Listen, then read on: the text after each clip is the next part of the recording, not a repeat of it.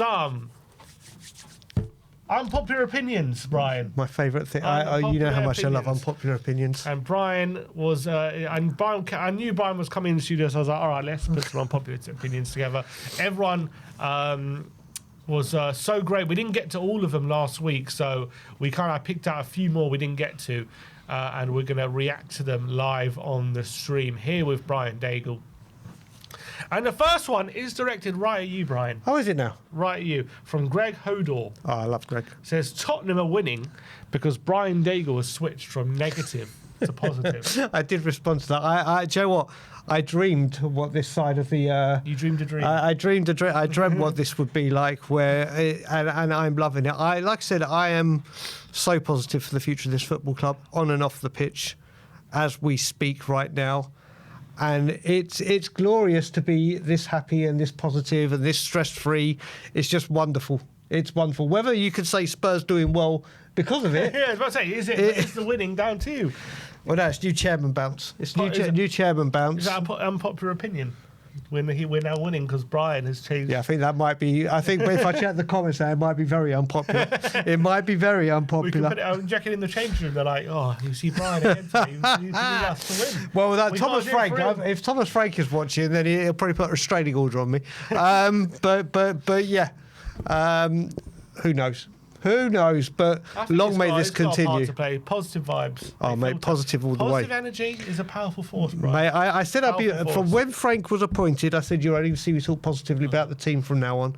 Then you add the special ingredient, the main ingredients for the reason for my absolute over-the-top positivity of no more Daniel Levy, and you get supercalifragilistic extra positivity. Why do you think home advantage exists? Because of positive energy. It's a thing.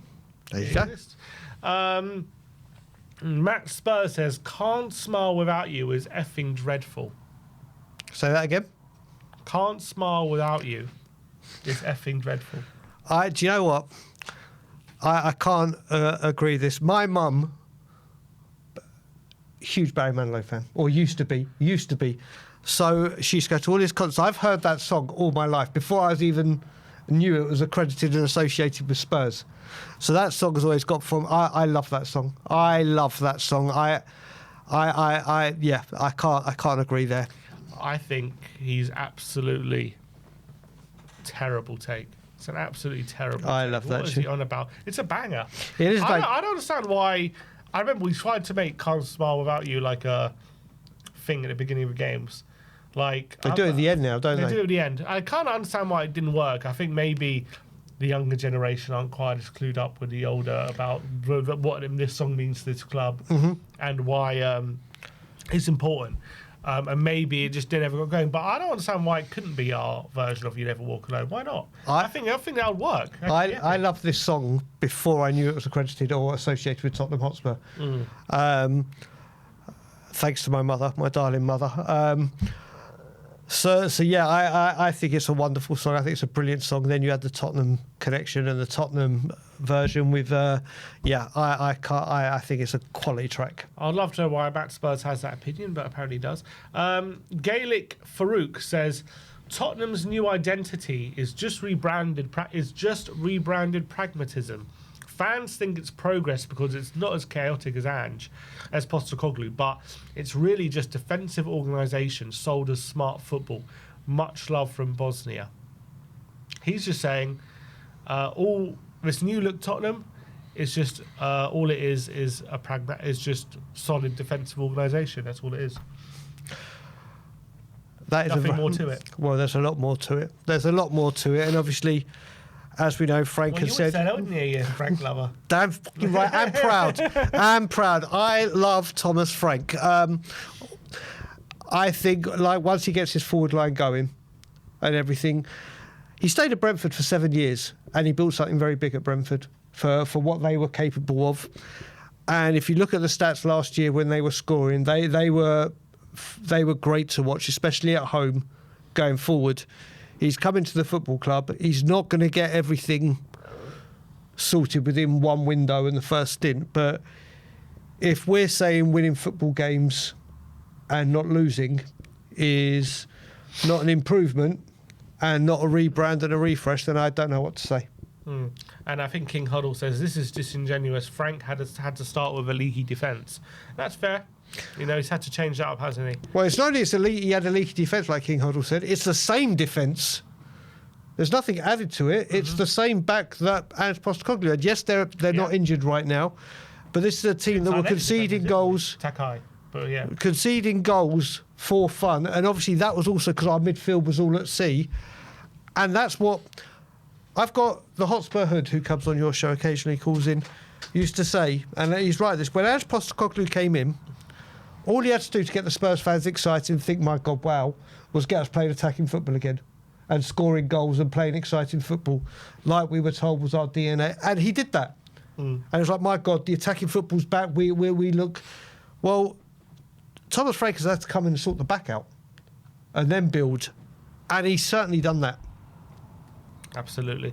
To Trunk, big up to him. He says, if Richarlison could stay fit and focused, he's got the potential to be one of the best players in the world. I am one of the biggest Richarlison fans, and I can't agree with that. He's never been that good. Yeah, you brainwashed. One of the best in the world is a bit crazy. Yeah, you brainwashed me into Richarlison over Rafinha when I was with you that week. Oh, God, I regret that. You, when we were here that week when we had the windfall, but there were strong points to it. Yeah, I think there was validity to it. But and the thing is, he hasn't ever been able to stay fit. Yeah, but I don't think anyone in any walk of life could say that Richarlison fit. And what was the other part? Fit and focused. Well, he always seemed focused, doesn't he? He's fit.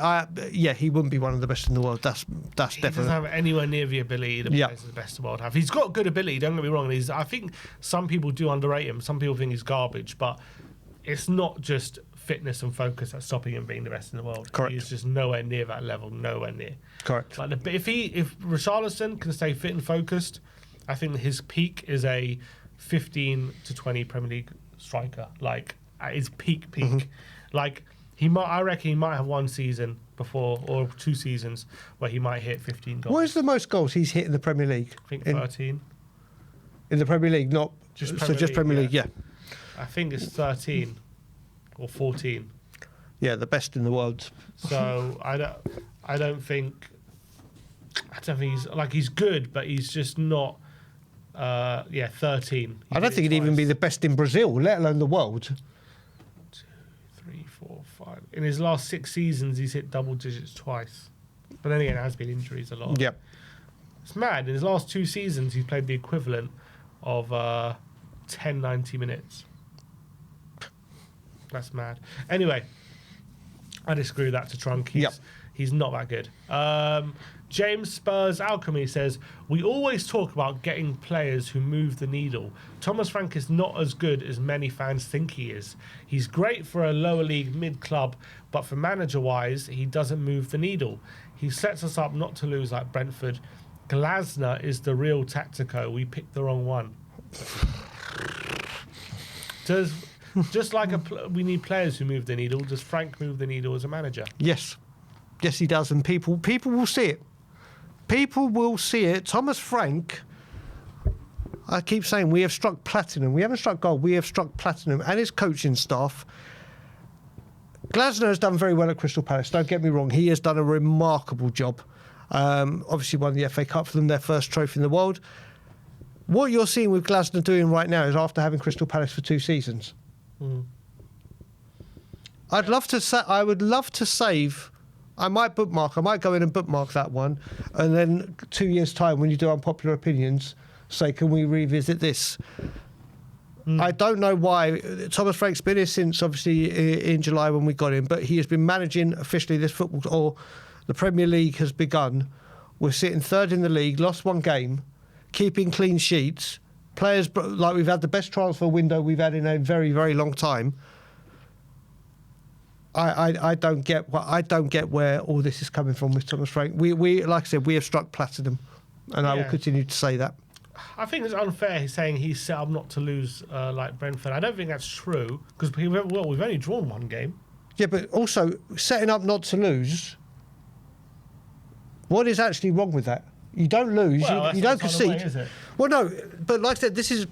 I'd rather we set up not to lose right now until he gets everything completely right how he wants it, rather than go, do you know what? Let's just go all out attack, and then lose games and not take. I hear that, but I don't think it's true because we've not. I don't remember any game where we've. Is it Wolves we've only drawn? Wolves and Brighton. Wolves, Brighton, then obviously you can say Bodo in the Champions League. And Bodo in the Champions League. But I'd rather have those. Would I rather have 3 points than 0?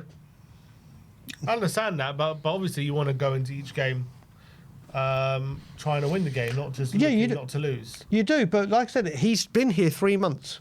Agreed. So once we've got a couple of windows out the way, I guess look what he's and in terms of what he's saying.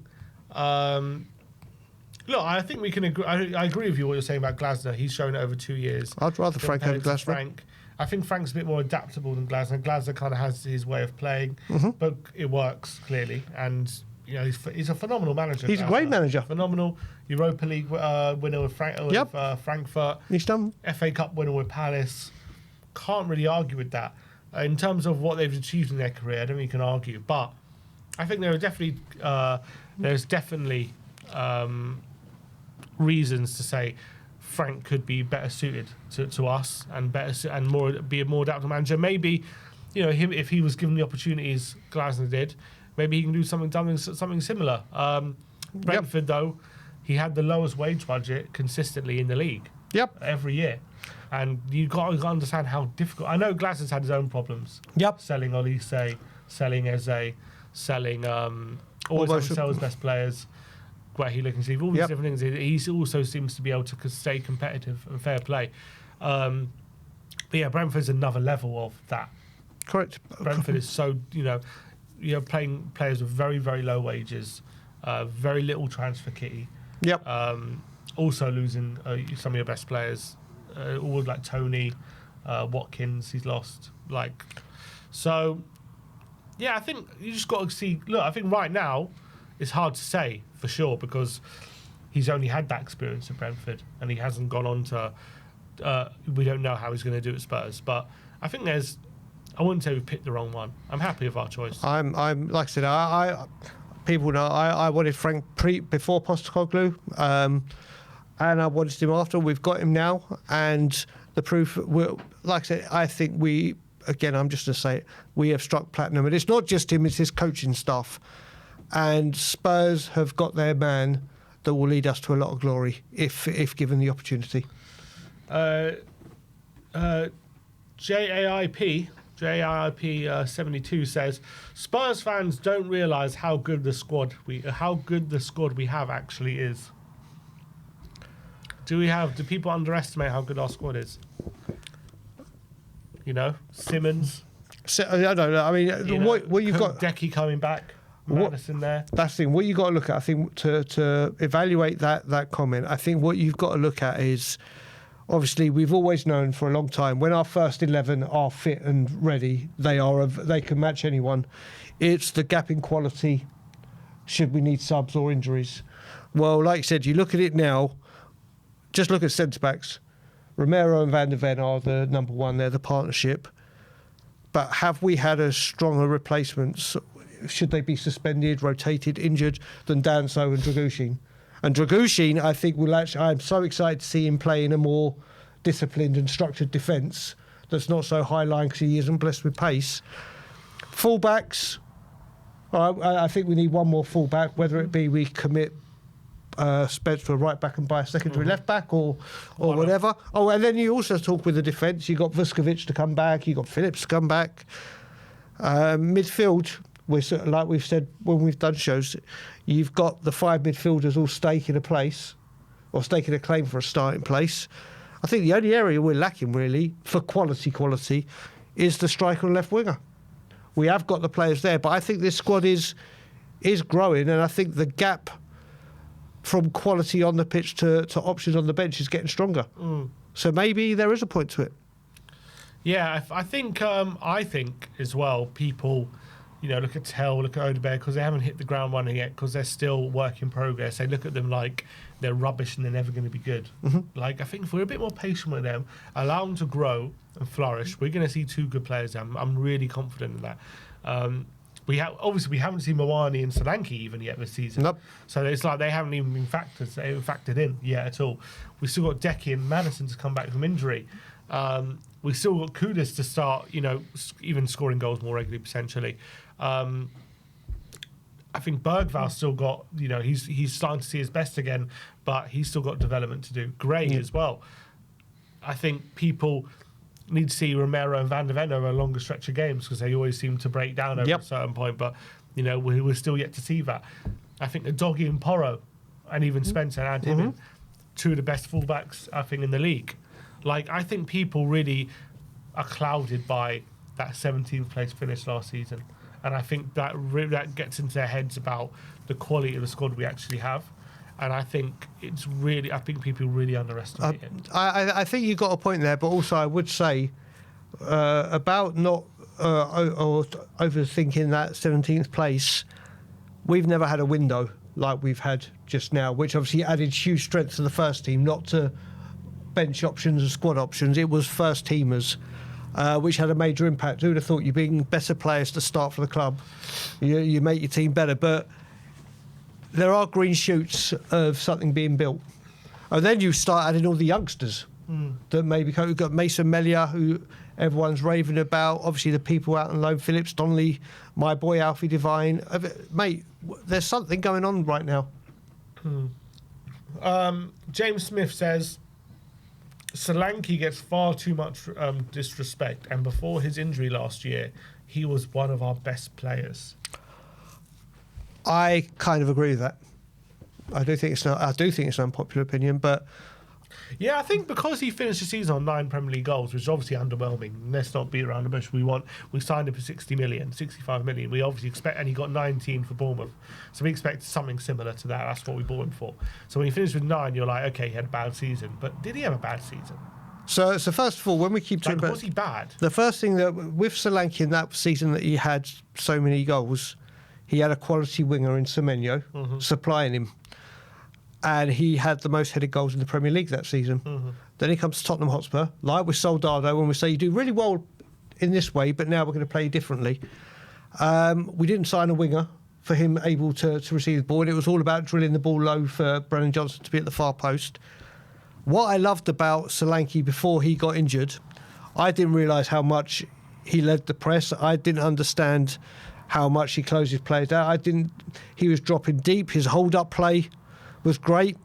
But what we brought him in to do is score goals. And he wasn't doing it as regularly as we thought. If he can stay fit now, and you look at a Simmons, a Kudus, the players that we've got able to supply him, and hopefully now Thomas Frank be able to use him like he did Ivan Toney and said, just stay around the box. That's what I need you to do. Stay around the box. Don't drop deep. We've got Paulinho. I think he can get amongst the goals.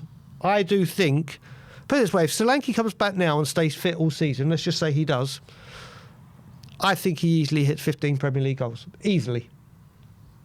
I think he can do something in this football team. Do we need better or more a ruthless and clinical finisher? Maybe.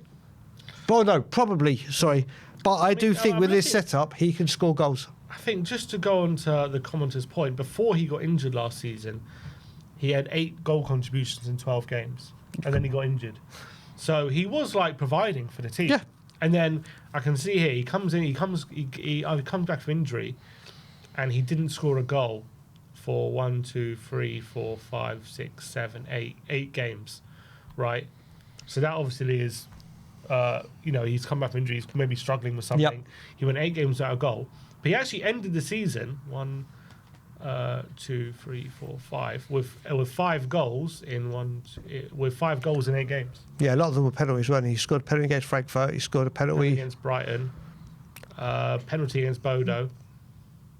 And that was it. But still 5 goals in his last 8. I'm just saying, there is credence to what he's saying. Like, a fit Solanke was providing for us. I think he got disrupted by injury, which he wasn't used to because he was injury-free the whole season before.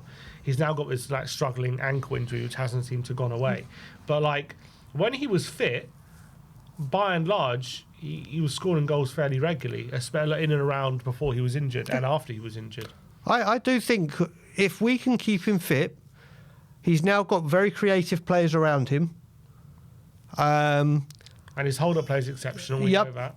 And sometimes we've needed that this season where we've gone up to Richie. Or I think he can be a much more prolific goal scorer than he was last season. I think Thomas Frank will use him like Tony to stay in the box and be around and make yourself a nuisance and use your physical presence. He's a big lad, isn't he? He's over 6 foot and everything. I think he can be amongst the goals. Again, it's can we keep him fit? He got 16 goals in all competitions last season. It's not terrible. I mean, it's not. I'm obviously you expect better, but it's not like people act like he barely scored. Yeah, 16 in all competitions. Next up, Michael Langan says, Spurs are terrible at handling their youth players. We have some of the most exciting young players in the country, and we seem to fumble a lot of them. Harry Kane was by sheer luck and more his own determination rather than Spurs' handling of him. I mean, it's not. I think that's pretty spot on, to be fair, because we don't seem to have a pathway for our young players. We keep to, and look, I think part of it is the club's fault. Part of it is even the fans' fault. The way they demand things. We demand big money signings. We demand, what's the uproar going to be if instead of signing Simmons, we give Donnelly a go? People are going to be up. There's going to be uproar. Like, I'm not saying that's the wrong thing to do. I'm just saying.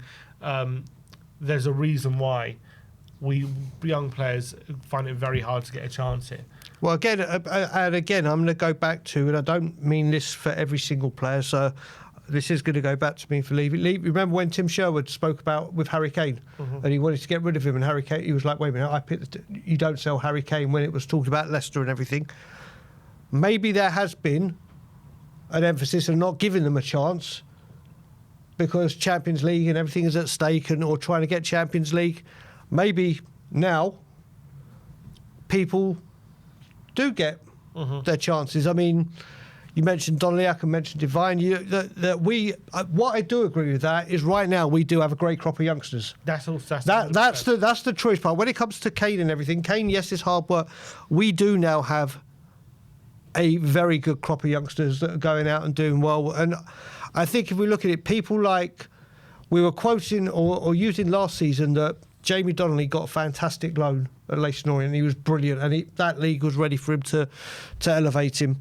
Obviously, it's not working out well for him at Stoke or as well, but it is for Ashley Phillips. Preston for Alfie Devine, where he needs a championship. He needs a championship loan to show it. Vuskovic has gone to Germany to go excel in another league to give him more. Mikey Moore, obviously it's not working out brilliantly for Rangers, but I think now, again, going back to Vinay and, Lange and Paratici now, maybe that is something that gets looked into as well. And that's absolutely, yeah. And that's what obviously Paratici's going to be apparently in charge of, pathways.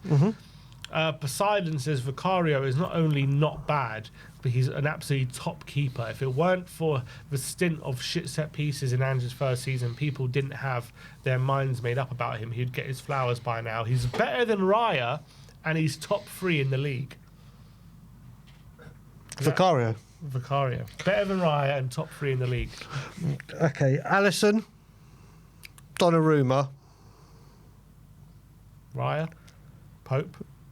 I will say Kelleher at Brentford. I think Kelleher? He's better than Vicario? No, Kelleher, I would love to as Tottenham's. I think maybe He's not good, I like him, not better than Vicario now, but I think he is going to be one of the top goalies in the Premier League. That's fair. I think Kelleher is an exceptional goalkeeper. He was very good every time he played for Liverpool. I think he's exceptional. Brentford have done brilliant getting him. Pope?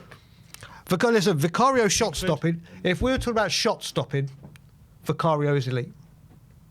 I would say Vicario. It's a tough one. And Ray's also unbelievable with his feet. There's the difference. There's the difference. Oh, you got to remember, I had one of my many nuclear rants on this channel in this studio when the Raya deal collapsed. I went absolutely nuclear. And then obviously within 24 hours we signed a cheaper Vicario. Vicario, I don't think the set pieces was a problem at the end of the first down season, was it? Not at the beginning. No, mid. It was like mid-season. Was it mid? I thought it was near the end. It was like when City in the FA Cup, they exploited it.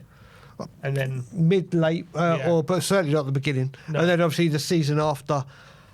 Last season he was good, but he was just injured for large parts. I mean, that game against Man City with a broken ankle. Jesus Christ, incredible. And then obviously he did nearly cost us in the final. But this is the thing. If he could, for me, it always comes down to his distribution. Distribution is a major thing for me. I'm with Lloris, and it's the way of modern football now. So I think Vicario is a very, very good keeper on his day. But even against Leeds, there was a couple of scary moments, let's say. Which, listen, goalkeepers, some of them are mad, aren't they? He's not in a good period right now. No. I think it's fair to say. He's when shaky at a moment. When he's on tip-top form, shot stopping, I think he's probably one of the best of the league, if not the. Overall, I don't think so. I can't put him top 3. I think top 5, maybe. I don't know. Top 3 is a bit much for me. Top 3 is a bit much. I don't think he's better than Raya, to be honest. As much as I love Vicario, and I'd love it to be true. And maybe there was a time, I think, for the first 6 months, when he was at Tottenham, I thought maybe we do have a better keeper than Raya. I think it's proven he isn't, to be honest. I think Raya's proven to be a better keeper. I don't think he's better than Alisson. I don't think he's better than Donnarumma. Emi Martinez, maybe even. Oh, I forgot about him. I forgot about him. Edison's gone. Henderson. Dean, Henderson, I don't know. I don't know if he's better than Vicario. No, Dean Henderson is the man I wanted to replace Lloris before we got Vicario in and everything. I think Dean Henderson is. I mean, Pickford's not a bad keeper. No, he does incredible for England, doesn't he? And Everton love him. I think Pickford is a good goalkeeper. I think he if Everton were doing better, he would get more flowers as well. Yeah, I hate that term, flowers. Flowers and mud, but yeah. Maybe, look, I think maybe top 5, but even that, I don't know. I think definitely not top 3. But he is very good. I like Vicario. I'm not here saying we should replace him, because I think he's a very good keeper.